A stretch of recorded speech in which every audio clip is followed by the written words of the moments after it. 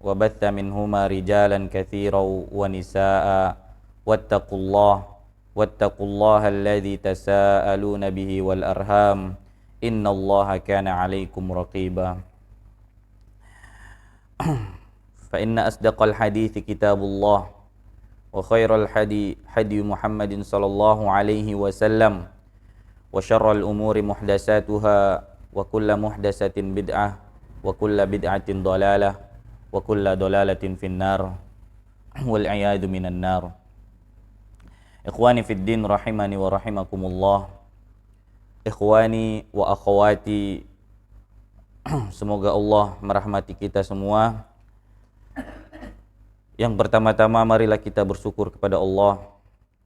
Bersyukur atas nikmat-nikmat dan karunia-Nya sehingga Allah Subhanahu wa taala masih memberikan kita begitu banyak nikmat dan karunia-Nya. Salah satunya ialah kembali duduk di majelis ilmu yang semoga Allah memberikan kepada kita tambahan ilmu serta keberkahannya. Salawat beserta salam kita junjungkan kepada Nabi kita Muhammad sallallahu alaihi wasallam. Allahumma salli ala Muhammad wa ala ali Muhammad. Tayyib. Pada malam yang berbahagia ini kita akan membahas syarah dari kitab Al-Qawaidul Arba' karya Imam Muhammad bin Abdul Wahhab yang disyarahkan oleh Syekh Saleh bin Fauzan bin Abdullah Al-Fauzan. Langsung saja kita mulai dari muqaddimah. Qala Syekh rahimahullah, As'alullah al-karim Rabbal arshil azim ay yatawallaka fid dunya wal akhirah wa ay yaj'alaka mubarakan aynama kunta wa ay yaj'alaka idza u'tiya syakara wa idza betuliya sabara wa idza adnaba istaghfara fa inna haula'i thalath unwanus sa'adah. Aku meminta kepada Allah yang maha mulia, Rabb arsy yang agung, agar Dia melindungi engkau di dunia dan akhirat, dan agar Dia menjadikan engkau diberkahi dimanapun engkau berada, dan agar menjadikan engkau menjadi seseorang yang jika diberi lalu dia bersyukur, jika dia diberi cobaan lalu dia bersabar, dan jika dia berbuat dosa maka dia memohon ampun. Karena ketiga hal ini adalah tanda kebahagiaan seorang hamba. Syekh rahimahullah mengatakan, beliau berdoa kepada Allah agar para pembaca, para penuntut ilmu yang mempelajari akidah agar diberikan keberkahan dan juga diberikan kebahagiaan, serta beliau berharap kepada Allah, meminta kepada Allah agar mereka yang menuntut ilmu dan mempelajari akidah dijadikan menjadi orang yang apabila ia diberi, ia bersyukur. Apabila ia diberi kenikmatan, ia bersyukur. Dan apabila ia diberi cobaan, musibah, lalu ia bersabar. Dan apabila ia melakukan dosa, ia segera memohon ampun kepada Allah Subhanahu wa taala. Hadhil qawaidul arba' allati allafaha Syekhul Islam Muhammad bin Abdul Wahhab rahimahullah. Ini adalah qawaidul arba', 4 kaidah yang telah ditulis oleh Syekh Islam Muhammad bin Abdul Wahhab rahimahullah. Wa hiya risalatun mustaqillatun walakinnaha tutba'u ma'a thalathatil usul min ajlil hajati ilaiha litakuna fi mutanawali aidi talabatil ilm. Ini adalah risalah yang tersendiri. Maksudnya Qawaidul Arba ini merupakan risalah yang tersendiri, akan tetapi beliau menerbitkan bersama dengan usul salasa, dikarenakan kebutuhan untuk bisa sampai di hadapan para ilmu. Wal qawaidu jam'u qaidatin, dan qawaid adalah jamak dari kaidah, yaitu pondasi.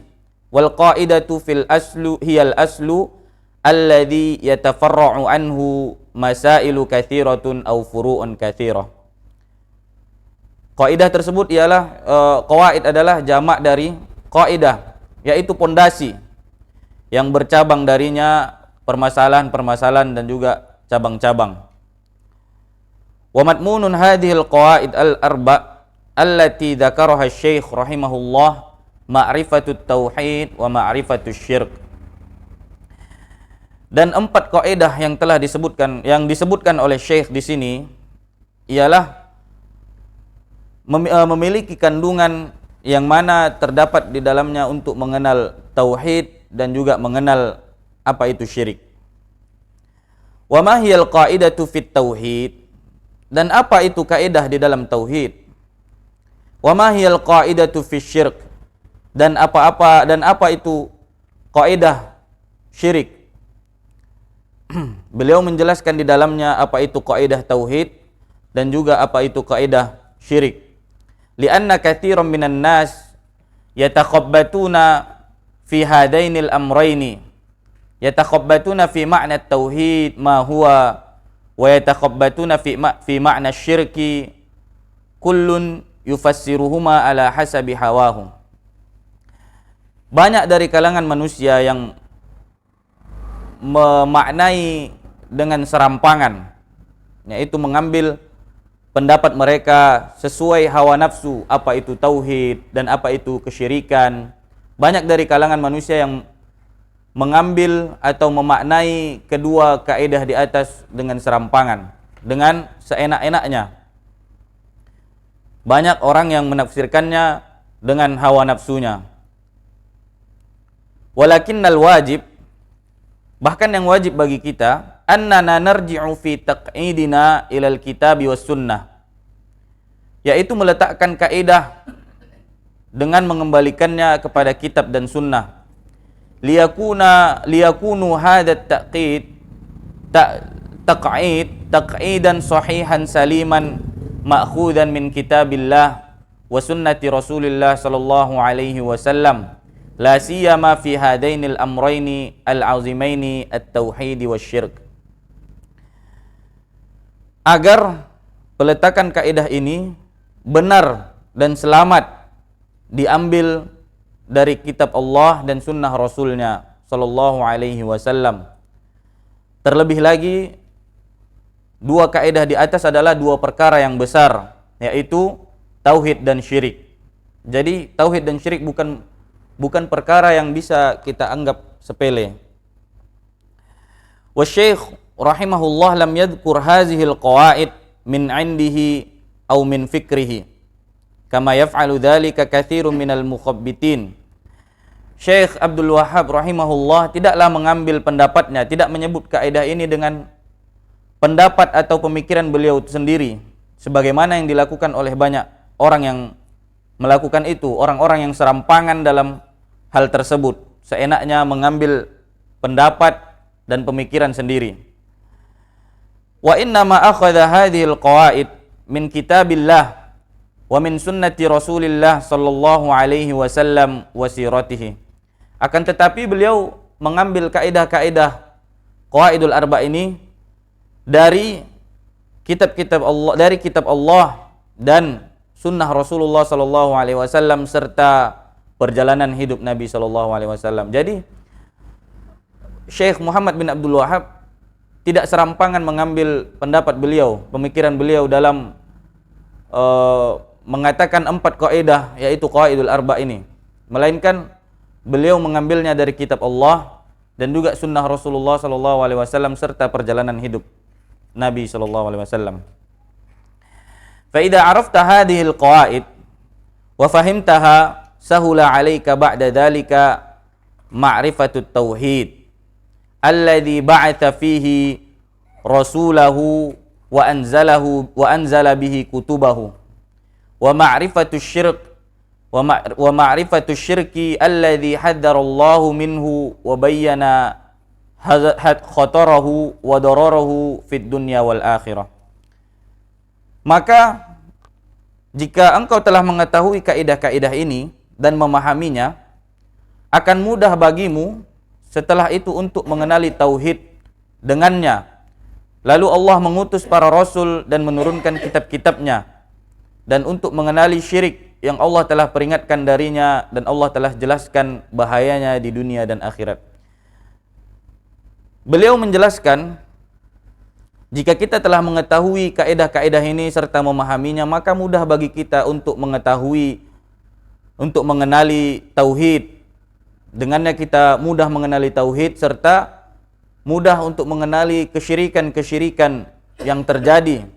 Sebagaimana Allah Subhanahu wa taala telah peringatkan kepada kita, telah peringatkan darinya tentang bahayanya syirik di dunia dan di akhirat. Wa hadza amrun muhimmun jiddan, dan ini adalah perkara yang sangat penting.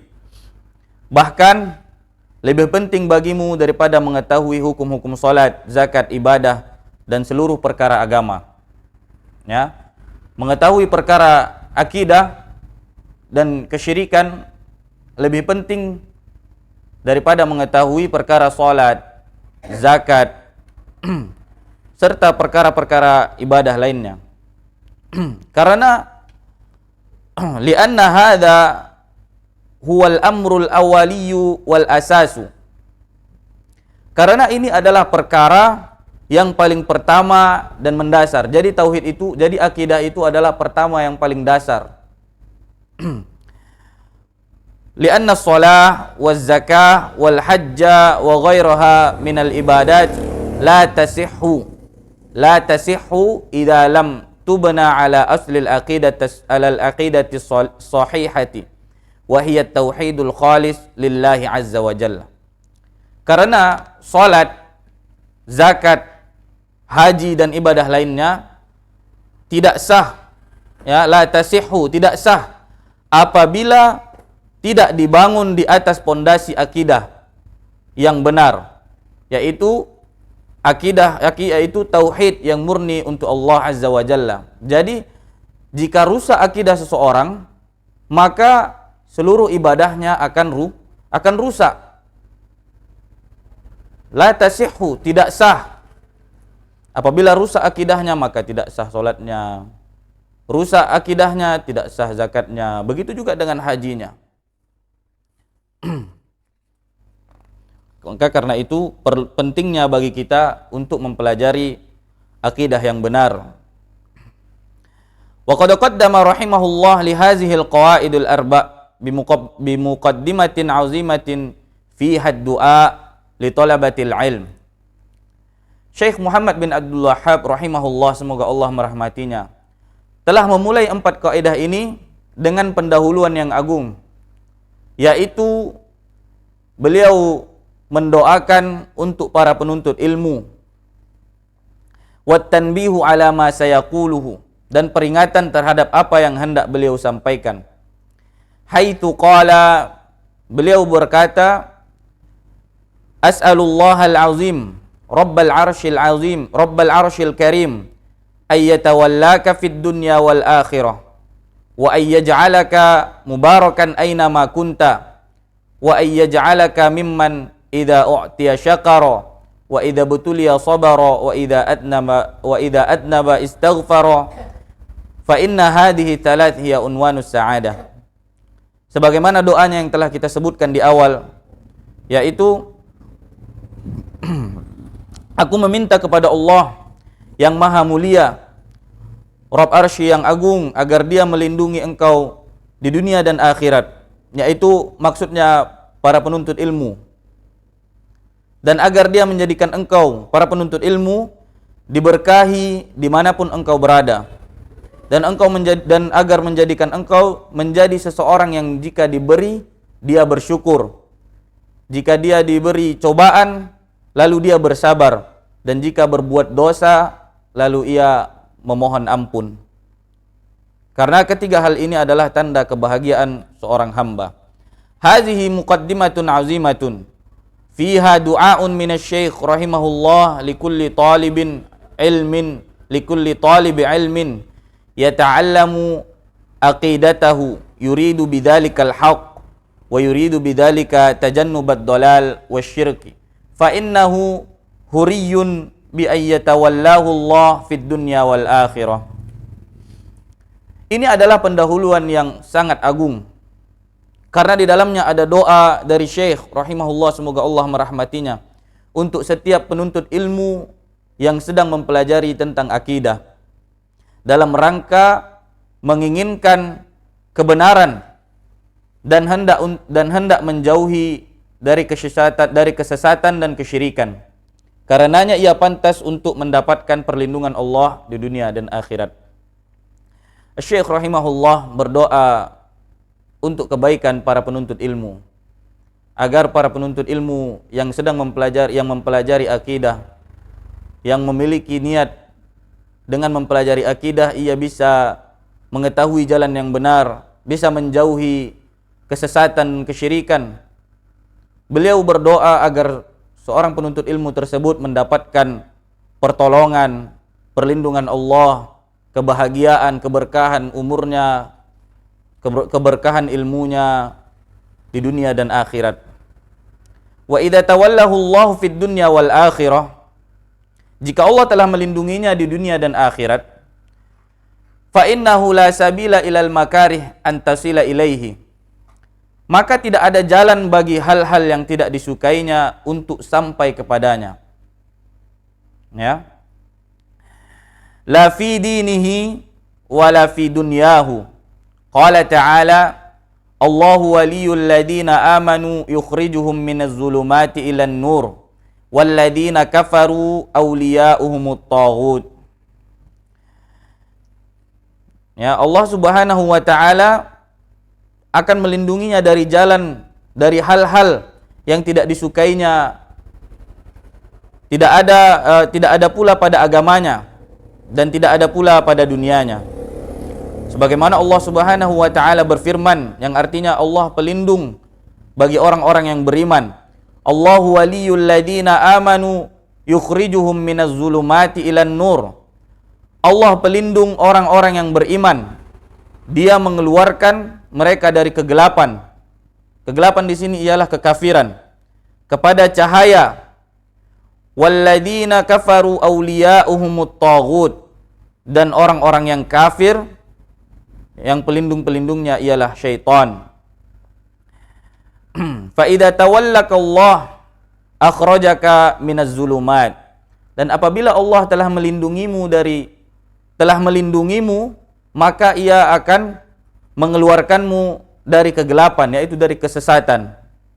Zulumatis syirk wal kufri was-sukuki wasyukuki wal ilhad. Allah melindungi dari kegelapan syirik, kekufuran, keraguan-raguan, dan penentangan menuju cahaya iman. Ila nuril imani wal ilmin nafi' wal amalis salih. Ilmu yang bermanfaat dan amalan-amalan saleh. Dzalika bi anna Allah maulal ladina amanu wa annal kafirina la maula lahum. Allah Subhanahu wa taala menyebutkan di dalam surat Muhammad, yang demikian itu karena sesungguhnya Allah adalah pelindung orang-orang yang beriman, dan sesungguhnya orang-orang kafir itu tidak mempunyai pelindung. Fa idza tawallaka Allah bi ri'ayatihi wa bi taufiqihi wa hidayatihi fid dunya wa fil akhirah fa innaka tas'adu sa'adatan la syaqa'a ba'daha abadan. Dan jika Allah telah melindungimu dengan pemeliharaannya, taufiknya, dan hidayahnya di dunia dan akhirat, maka sungguh engkau akan berbahagia dengan kebahagiaan yang tidak ada kepedihan setelahnya, selama-lamanya. Fid dunya yatawallaka bil hidayah wat taufiqi was sayri alal manhajis salim. Di dunia Allah akan melindungimu dengan hidayah. Allah akan melindungi kita dengan hidayahnya dan taufiknya, dan perjalanan memudahkan perjalanan di atas metode yang selamat. Wa fil akhirati yatawallaka bi ayyudkhilaka jannatahu khalidan mukhalladan fiha la khaufun wala maradun wala syaqa'u wala kibarun wala makarih. Hadhihi wilayatullah li'abdihi al-mu'min fid dunya wal akhirah. Sedangkan di akhirat Allah Subhanahu wa taala akan melindungimu dengan memasukkanmu ke dalam jannahnya, ke dalam surganya, kekal dan dikekalkan. Dan di dalamnya tidak ada sedikit pun ketakutan, rasa sakit, kepedihan, tua, dan tidak ada pula perkara yang tidak disukainya. Inilah perlindungan Allah bagi hambanya yang beriman di dunia dan akhirat. Jadi jika Allah Subhanahu wa taala telah melindungi kita dengan memelihara kita, memberikan taufiknya dan juga hidayahnya di dunia dan akhirat, maka Allah Subhanahu wa taala memberikan kita perlindungan di akhirat dengan taufiknya, dengan hidayahnya, dan memberikan kita, menjadikan kita berjalan di atas perjalanan dengan metode yang selamat, yaitu dengan manhaj yang selamat. Dan Allah Subhanahu wa taala menjadikan kita di akhirat masuk ke dalam surganya, memasukkan kita ke dalam surganya, menjauhkan kita dari rasa sakit, yang dimana di dalam surga tidak ada rasa sakit, kepedihan, dan juga ketakutan, serta tidak ada pula perkara yang kita tidak sukai. Jadi tidak ada di dalam surga Allah perkara-perkara yang kita tidak sukai. Allah menjadikan kita senang, menjadikan hambanya yang beriman kepada Allah senang, bahagia selama-lamanya, kekal di dalamnya. Itulah perlindungan yang Allah berikan kepada hambanya yang beriman di dunia dan di akhirat. Qala asy-syekh rahimahullahu taala wa ayja'alaka mimman idza u'tiya syakara khilaful ladzi idza u'tiya kafara an-ni'mah wa bataraha fa inna katsiran minan nas idza u'tun ni'matu kafaruha wa ankaruha wa sarafuha fi ghairi ta'atillah azza wa jalla fasarat sababan li syaqawatihim amma man yashkuru fa innallaha yaziduhu wa id ta'addana rabbukum la in syakartum la azidannakum. Wallahu jalla wa ala yazidu syakirina min fadlihi wa ihsanihi fa idza aradta al mazid minan ni'am fashkurillah azza wa jalla wa idza aradta zawalan ni'am fakfurha. Syekh Muhammad bin Abdul Wahhab berkata, agar menjadikan kita dan agar menjadikan orang yang menuntut ilmu termasuk orang yang bila diberi maka ia bersyukur. Berbeda dengan orang yang jika ia diberi ia kufur, lalu ia mengingkari kenikmatan itu dan menentangnya.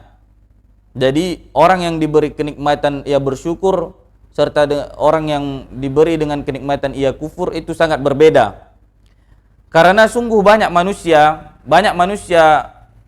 yang jika diberi kenikmatan mereka mengkufurinya dan mengingkarinya, dan mereka menggunakannya untuk selain ketaatan untuk ketaatan kepada Allah azza wa jalla, sehingga jadilah menjadi sebab kepada kecelakaan mereka.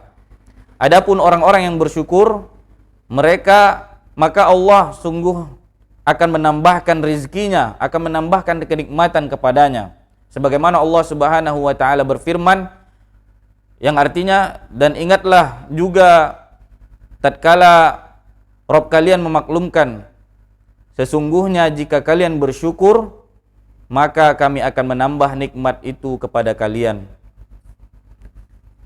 Allah Azza wa Jalla menambah karunia-Nya dan kebaikannya kepada orang-orang yang bersyukur. Sehingga jika engkau ingin tambahan nikmat, maka bersyukurlah kepada Allah Azza wa Jalla.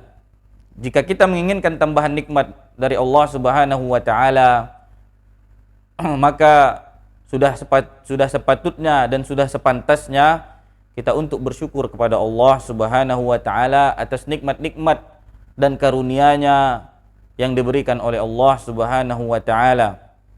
Namun jika kita mengingkarinya, maka Allah akan mengurangi nikmat tersebut. Nikmat yang Allah Ta'ala berikan kepada kita bukanlah semata-mata hanya materi, akan tetapi nikmat hidup, nikmat lengkapnya tubuh kita, nikmat bisa menuntut ilmu, semuanya merupakan nikmat.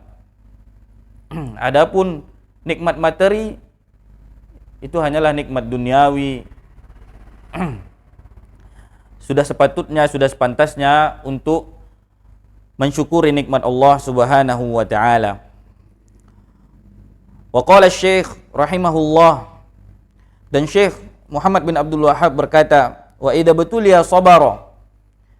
Allah Azza wa Jalla yabtalil ibad, yabtalihim bil masaib, yabtalihim bil makarih, yabtalihim bil a'da'i minal kuffar wal munafikin, fayahtajuna ila sabri wa adamil ya'si wa adamil kunuti min rahmatillah, wa yathbutuna ala dinihim wala yatazahzahuna ma'al fitani au yastaslimuna lil fitan, bal yathbutuna ala dinihim wa yasbiruna ala ma yuqasuna minal ad'abi fi sabiliha, bi khilafil ladzi idza butuliya jazaa wa tasakhkhata wa qanita min rahmatillah azza wa jalla, fahada yuzadu ibtila'un ila ibtila'in wa masaibu ila masaibi.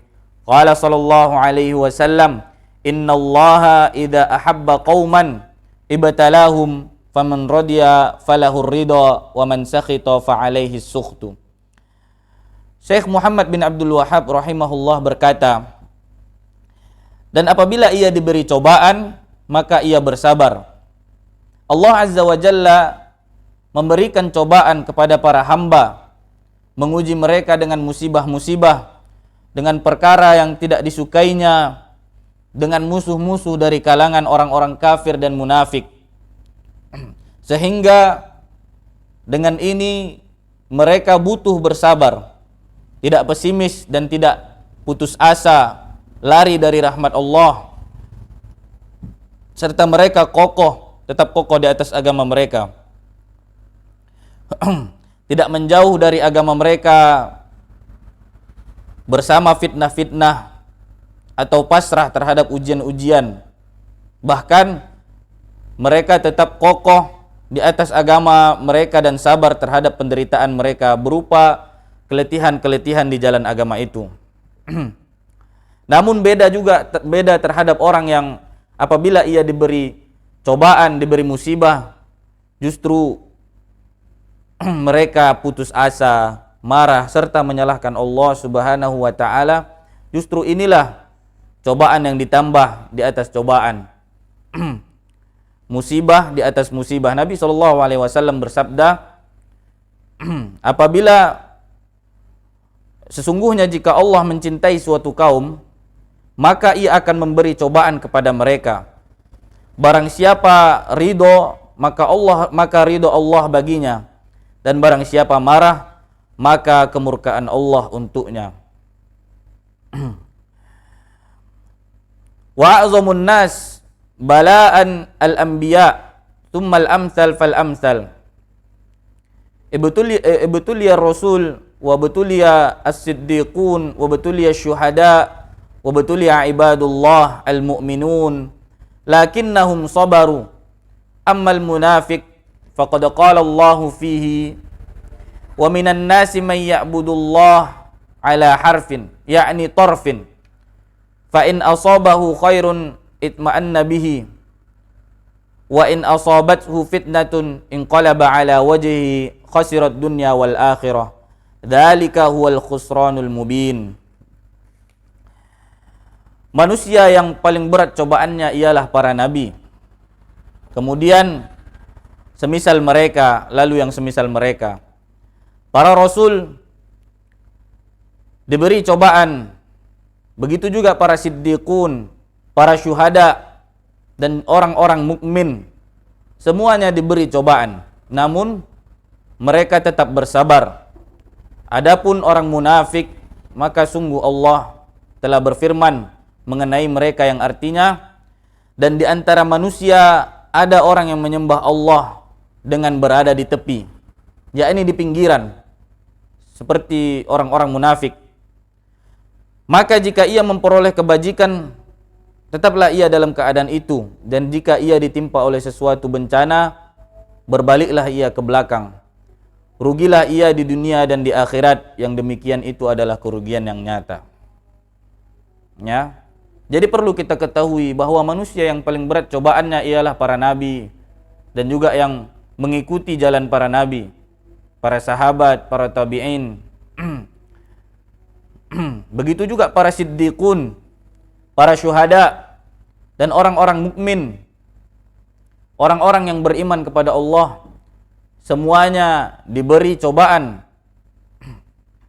Namun apabila mereka bersabar, maka beruntunglah mereka, yaitu para orang-orang mukmin yang diberi cobaan. Maka janganlah kita menjadi orang-orang yang beriman kepada Allah namun kita berada di tepi, berada di pinggiran, seperti layaknya orang-orang yang munafik. Ketika ia melakukan kebajikan lalu diberi kenikmatan, setelah ia melakukan kebajikan ia senang atasnya, berbahagia atasnya, lalu memuji Allah atas hal tersebut. Namun ketika ia diberi cobaan, ia langsung berbalik. Orang-orang tersebut berbalik ke arah belakang serta mengingkari cobaan tersebut, tidak sabar, serta putus asa, lari dari rahmat Allah Subhanahu wa taala. Maka semoga Allah menjadikan kita orang-orang yang bersabar atas cobaan-cobaan yang Allah berikan kepada kita, terutama para penuntut ilmu, orang-orang yang menuntut ilmu agama adalah orang-orang yang cobaannya berat. Dari cobaan yang menurut kita mungkin cobaan kecil, namun bagi para penuntut ilmu adalah cobaan yang paling besar. Contohnya ketika kajian, ketika mulai belajar, datang syaitan yang mencoba menghalaunya, mencoba menghasutnya, mencoba mengganggu, menggoyahkan niatnya. Begitulah cobaan bagi orang-orang yang beriman serta mau menuntut ilmu agama. Kita cukupkan sampai di sini karena sudah azan Isya. Subhanakallahumma bihamdik asyhadu an la ilaha illa anta astaghfiruka wa atubu ilaik. Wassalamualaikum warahmatullahi wabarakatuh.